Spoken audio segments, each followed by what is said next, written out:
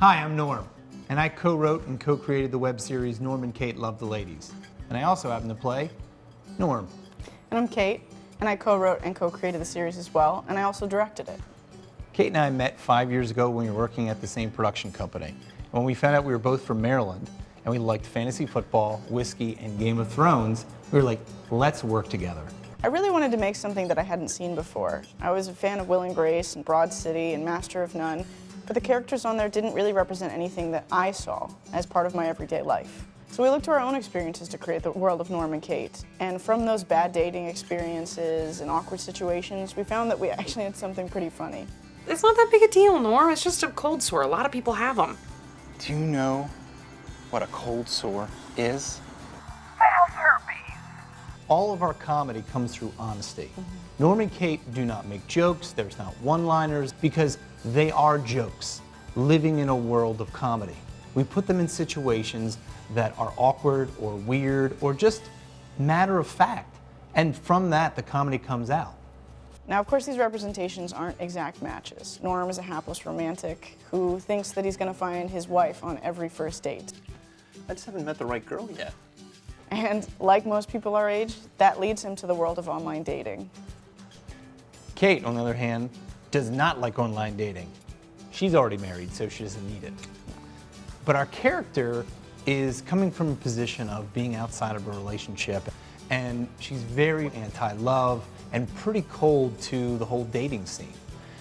That said, she has a very big heart, and she really, really wants her own corner of happiness.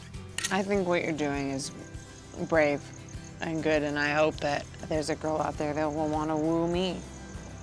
So you want to be Cusacked? Don't use my verbs against me. I'll make you drink this, and then you'll be like me. So we start in season 1 with Kate moving in with Norm after a bad breakup. And Norm tries to boost her spirits by introducing her to online dating. And as anyone who's ever tried online dating knows, not every experience is going to be the best one. The end of the series leads into them opening up a letter that Kate got from her ex, which happens to be a wedding invitation. Norm thinks it's a better idea to, instead of running away like she normally does, confront the situation, make amends with her ex-fiance, and go to the wedding. You'll come with me? Yeah. We can even wear matching tuxes. No. I'm wearing my own vintage tux. It's very expensive. And that's how we begin season 2. Norm and Kate are on the road to the wedding, but instead of closure, they find old wounds and new love. But beyond our own personal stakes in this series, there's a lot of people out there that think they can tell people who they can and can't love. This year, Kate took me to my first Pride Parade, and it was a pretty unbelievable experience. Let's get a video of me and Norm with the Glitter Boys. And there I found people totally in love with life and each other.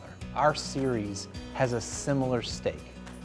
We show you a straight guy and his lesbian best friend, and we say, this is us, we are great. We wanted to make a series where the least interesting thing about Kate is that she's a lesbian. I think that I struggled a lot where I was being judged or characterized by my sexuality or my sexual orientation. And whether you're lesbian, gay, bisexual, transgender, even straight, that doesn't define who you are. No one person is the same, and no one characteristic can determine who you are. Thank you so much for your time and consideration. We really do appreciate the opportunity to make Norm and Kate a new voice in the world.